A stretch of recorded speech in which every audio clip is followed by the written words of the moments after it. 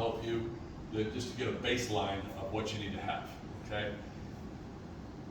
How soon should I start? Everybody started. The nature of football and the nature of sports today, due to NIL, has changed everything.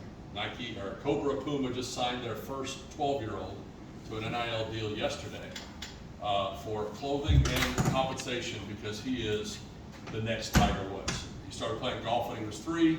He's now 12. He's won 250 golf tournaments since he was 12. He hits it farther than any 12-year-old known to man.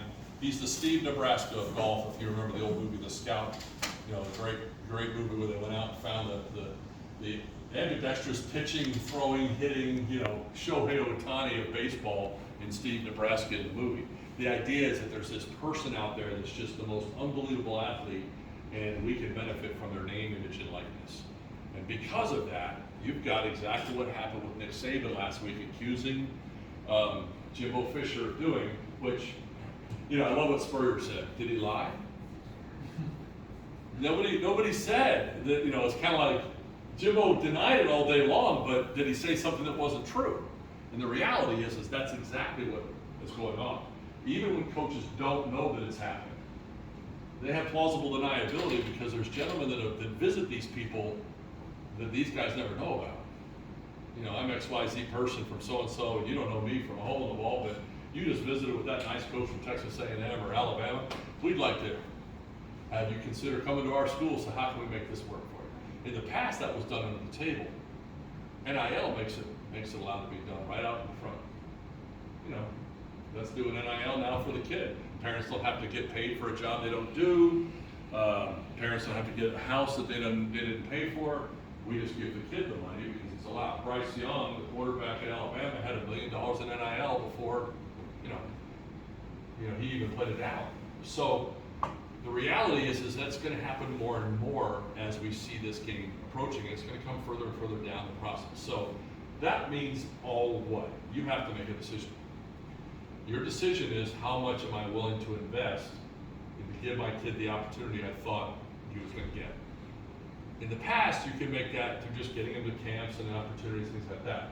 As this situation goes further and further down the track, the investment you have to make is now more. Time, money, and decisions are harder. Now, here's why they're harder. You're up against better competition. Kids have different talent levels. Kids are better. Some kids are just better. Sometimes God just reached down and said, that kid will be a Division I player. Well, I don't know if my kid's going to be a Division I or not. Well, the reality is you'll never be able to tell if he is. And if he is, it won't be up to you. It's genetic. Most Division I football players, it's genetic. You can't. There's a couple here, you know, right now. But, you know, it's like the Jurgensen kid he's a good example of a kid that's going to be a D1 player. He's out there now. You're watching this afternoon throw the ball. That's what a D1 player. He's going to get offered by Michigan State in about a week. And he's going to be a sophomore and hasn't played down to varsity football. It doesn't matter. He's already got the goods. He is. He looks like Mac Jones when he's young. He's got all the build for that. There's other kids like that. Tenta is another one that's going to get an opportunity. My point is that kids that have those kind of abilities and things, yeah, they develop them from a young age. But at a young age, they put them in the right situation to get help. And that's what you've done. You've come here and you said, we want to get help. They were awkward and gangly when we met them. You know, I know Bjorn since he was a little guy. But now he's a big time player. And he's just taken 5, 6, 8 years to do it. So what do I need, coach? You need 3 things. And this is just what I'll leave you with, and then you can do whatever you want or ask questions. You're going to need a skill guy to help you develop. And Bjorn's had my son working with him for the last 6, 8 years.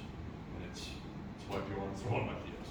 Because Michael is probably among the best, if not the best, active trainer of quarterbacks that there is. And I'm not saying because I'm his dad. You can ask anybody in the industry, they'll tell you. Michael's just not promoting himself the way he should. If he had any marketing, he'd be one of the most sought after guys, but that's other people say. He's working with UCF's quarterback now and some others, and because we're starting to talk, people are figuring it out. You need a skill guy to develop your son's skills, wide receiver or quarterback. Second thing you need is you need a performance guy. You need somebody that can develop the athleticism of your son. Somebody who can build the athlete in him, okay? You have only one job, and that's to make sure that he has the character to handle all of it. That is your job. Your job is character.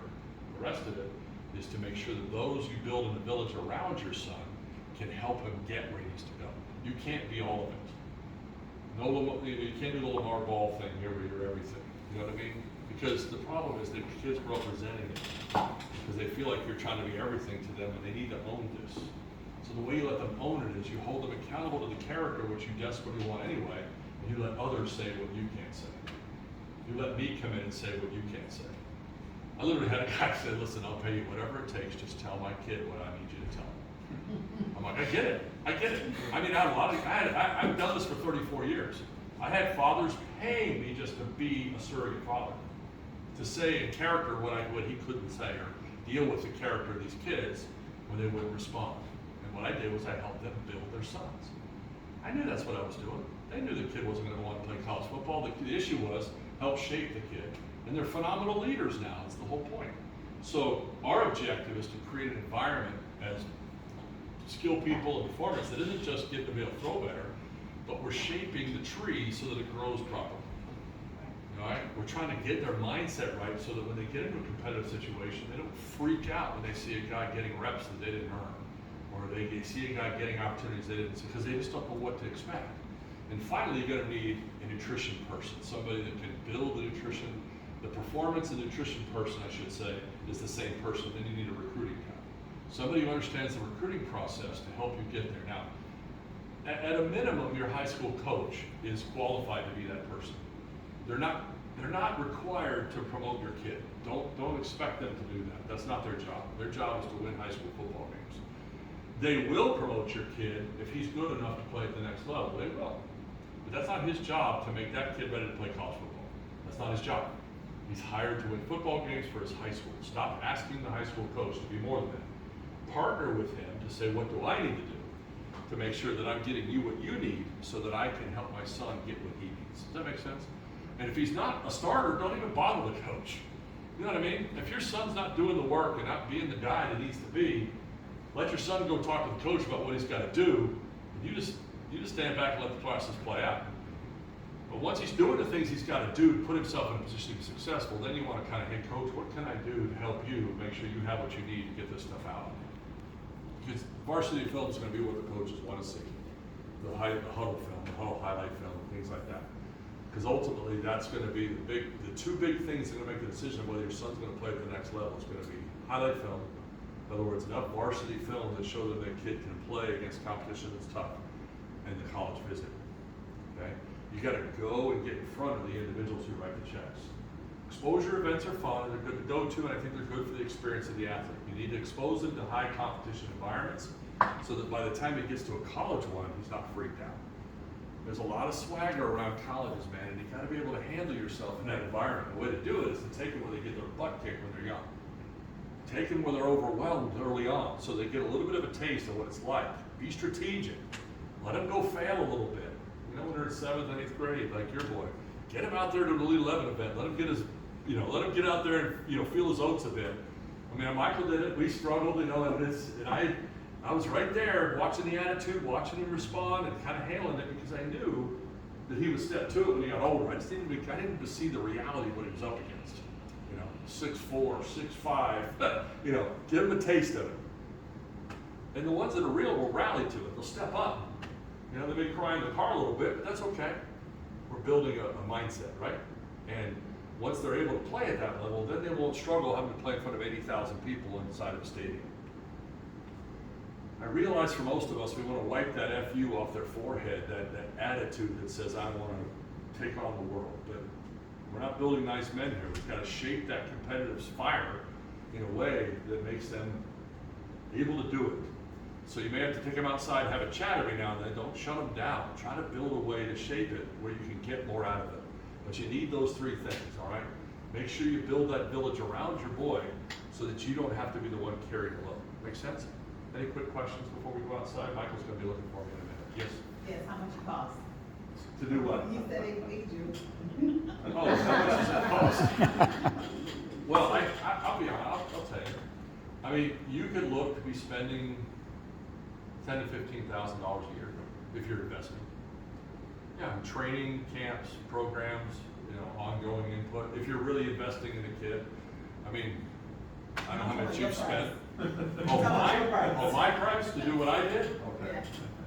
I'm not available like that anymore. I sent them all to I already had my kids. I've already trained 30, I probably trained 3,000 kids like that.